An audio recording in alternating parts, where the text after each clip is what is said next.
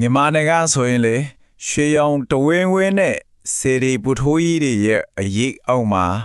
ရှေးဟောင်းရှုပ်ခွက်ချက်တွေတိုးတိုးလေးကြားနေရတယ်လို့ခံစားရတဲ့နေရာတစ်ခုပေါ့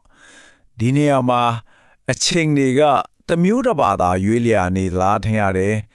တမိုင်းတို့ယုံကြည်ကိုယ်ွယ်မှုတို့ပြီးတော့တဘာဝတရားတို့အားလုံးဟာတသားတည်းကြာနေတာမျိုးကဲဒီရွှေရောင်မင်းရဲ့လျှို့ဝှက်ချက်တွေကိုအတူတူခရစ်ထွက်ကြည့်ကြရအောင်ဒီစကားကတော်တော်လေးနေတယ်နော်ဖြတ်တိုက်သွားတဲ့လေပြင်းချင်းလေတိုင်းချစ်ချလိုက်တဲ့ကြောက်တုံးတိုင်းမှာပြောပြစရာဇလန်တပူရှိနေတယ်တဲ့ဒါကကျွန်တော်တို့ရဲ့ဒီခီးစံတော့အကောင်းဆုံးလမ်းညွှန်ပဲဆိုတော့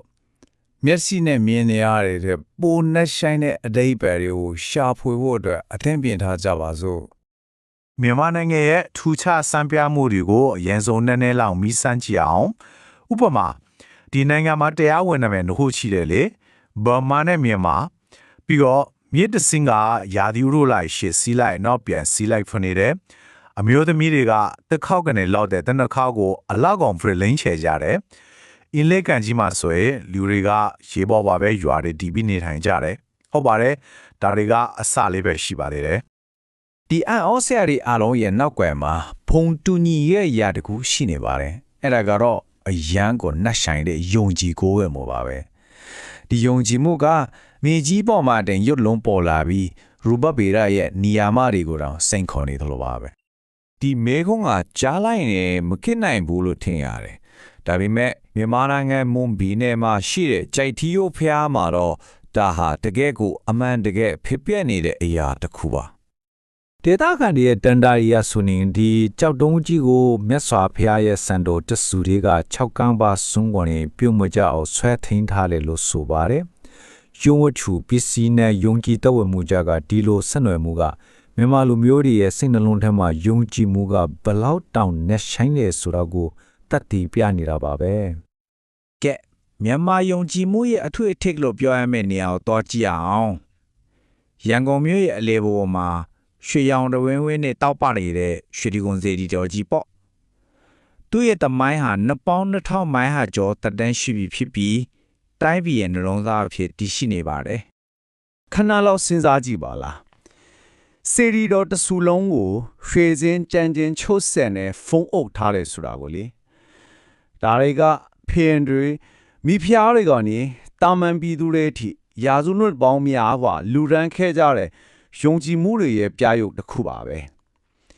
နေရောင်မှာတလက်လက်တောက်ပနေတဲ့ရွှေပြားလေးတစ်ခုချင်းစီဟာဆူတောင်းတစ်ခုစီကိုစားပြုနေတယ်လို့ပါပဲဒါပေမဲ့ရွှေဒီကုံရဲ့တကယ်တန်ဖိုးအစစ်မှန်ကအပေါ်ကမြင်နေရတဲ့ရွှေထားတယ်မဟုတ်ပါဘူးအထက်မှာကိန်းဝတ်နေတဲ့မြတ်စွာဘုရားရဲ့စံတော်ဓာတ်တော်ရှစ်စုပါဒီတတ်တော်မွေတော်ဒီကြောင့်မဲ့ရွှေဒီကုံဟာကဘာပေါ်မှာအမြင့်မြတ်ဆုံးအတ္တဆုံးနေရာတွေကတခုဖြစ်လာခဲ့တာပါဒီလောက်ထိနှဆိုင်တဲ့ယုံကြည်မှုတွေကဘယ်နေအရင်ခံလာတာလဲဟုတ်ကဲ့အဲ့ဒါကတော့ကြီးရဲ့ခါနာခဲ့တဲ့အင်ပါယာကြီးတွေရဲ့မြေစီထွာကနေပေါက်ဖွာလာတာပေါ့အခုတော့အချိန်ရဲ့မြူခိုးတွေရောက်မှာပျောက်ဆုံးနေတဲ့အဲ့ဒီနိုင်ငံတော်တွေရဲ့ပေတင်တန်းတွေကိုပြန်လဲနားလောင်ကြည့်ကြရအောင်မြန်မာတမိုင်းမှာညီအကိုလိုမျိုးတော့နှစ်ခုရှိခဲ့တယ်လို့ပြောလို့ရပါတယ်။တစ်မျိုးကတော့နေအောင်အောက်မှာသူ့ရဲ့ဘုံတောင်ခိုးတွေကိုအားလုံးမြင်အောင်ထဲဝါပြသထားတဲ့ပကံ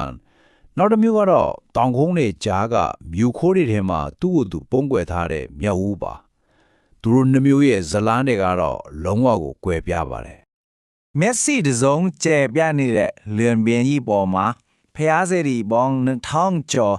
ထိုးထောင်နဲ့ခေါင်းငင်ကိုလှမ်းနေတဲ့ပကံရဲ့မြင်ခွင်းကိုစိတ်ကူးနဲ့မြင်ရောင်ကြည့်လိုက်ပါတစ်ချိန်ကဖះเจ้าကပေါင်း1000ကျော်နဲ့စီကားခဲ့တဲ့ဒီနေရာဟာအခုတော့အတိတ်ရဲ့တိတ်ဆိတ်ငြိမ်သက်တဲ့တက်တဲတစ်ခုဖြစ်ကြံရစ်နေခဲ့ပါပြီပကံနဲ့လုံးဝမတူတာကတော့မြောက်ဦးပါသူကသူ့ရဲ့လူဝဲချက်တွေကိုရင်ထဲမှာပဲတင်ထားတယ်ခန်တက်ကြီးတွေလိုခိုင်ခါတဲ့ဖဲရတဲ့အတွင်ထဲမှာဝင်းကပါလိုရှောင်းလန်းနေနေပြည့်နေပြီမြူခိုးတွေဝေဆိုင်ဖုံးလန်းနေတဲ့တောင်ကုန်းဒီကြားမှာပုံလျိုးနေပါတယ်ဒီနေရာကတကယ်ကိုတမိုင်းကိုစူးစမ်းချင်းသူတွေအတွက်စိန်ခေါ်မှုတစ်ခုပါပဲ ဒါမဲ့နိုင်ငံတကာငယ်ဆိုတာရှေးဟောင်းဖျံကြောင်းကန်တွေနဲ့ empire ပြည့်ကြီးတဲ့ထက်အများကြီးပိုပါတယ်အဲ့ဒီတမိုင်းရဲ့အရေးအောက်မှာပဲနေ့စဉ်ဘဝကိုထူခြားတဲ့နီလန်းတွေနဲ့ရှင်သန်နေထိုင်ကြတဲ့လူတွေရဲ့ဇလန်းတွေလည်းအများကြီးရှိနေပါသေးတယ်။အင်းလေးကအငင်းတက်နေတဲ့ရေပြင်းပေါ်မှာစင်ကဘာပေါ်မှာဘယ်နေရာနဲ့မှမတူတဲ့မင်းခွင်တူကိုတွေ့ရပါလိမ့်မယ်။အဲ့ဒါကတော့အင်းသာတငါလေးလေလော်တဲ့နီးပါပဲ။လေအထင်မှာမတ်တရက်ခြေတစ်ဖက်နဲ့လော်တက်ကိုကျွမ်းကျင်စွာရစ်ပတ်ထိန်ချုပ်ပြီးကျန်တဲ့လက်တစ်ဖက်နဲ့ပိုက်ကွန်ကိုပစ်ချနေကြတာပါ။ဒါကအလားပြနေတာမဟုတ်ဘူးနော်။တကယ်ကိုပါနတ်တဲ့တီထွင်မှုတစ်ခုဒီနီလန်းကြောင့်တငါးတွေဟာကန်တဲ့ကထုထတ်တဲ့ကျူပင်တွေရေမပင်တွေကြားကနေလမ်းကြောင်းကိုရှင်းရှင်းလင်းလင်းမြင်နိုင်တယ်ပြီးတော့ငါဖမ်းဖို့လက်နှစ်ဖက်လုံးကိုလွတ်လွတ်လပ်လပ်အတောင်းပြုနိုင်တာပေါ့ဒါဟာတဘာဝနဲ့လိုက်လျောညီထွေနေခိုင်မှုရဲ့အကောင်းဆုံးဥပမာတစ်ခုပါပဲကဲအများကြီးရမြို့ကတောင်တမန်အင်ကိုဖျက်ဖောက်ထားတဲ့ဥပိန်တရားကိုကြည့်လိုက်ကြအောင်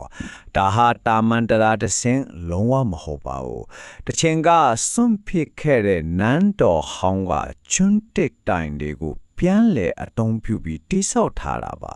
တော်ဝင်မျိုးနွယ်တွေရဲ့အတိတ်ကအစအနာတွေကိုတာမန်ပြည်သူတွေရဲ့နေစဉ်ဘဝတွေကိုပြန်လဲယူဆောင်လာခဲ့တာပေါ့ဒီတရားပေါ်အချက်လျှောက်ရတာဟာအချင်းကိုဖျက်တမ်းသွားတဲ့ခီးတစ်ခုလိုပါပဲ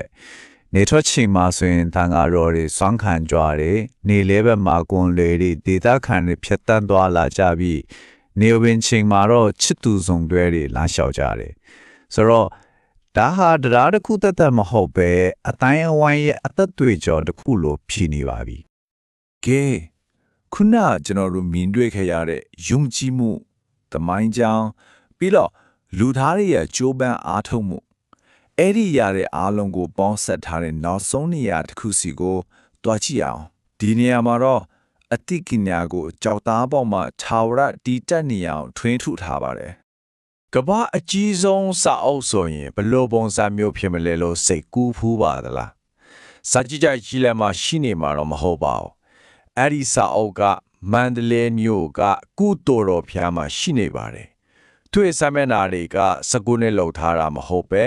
စကြင်ကြောက်ဖျားအထူးကြီးတွေနဲ့ပြုလုပ်ထားတာပါစုစုပေါင်းစကြင်ကြောက်စာမျက်နှာ929မျက်နှာရှိပါတယ်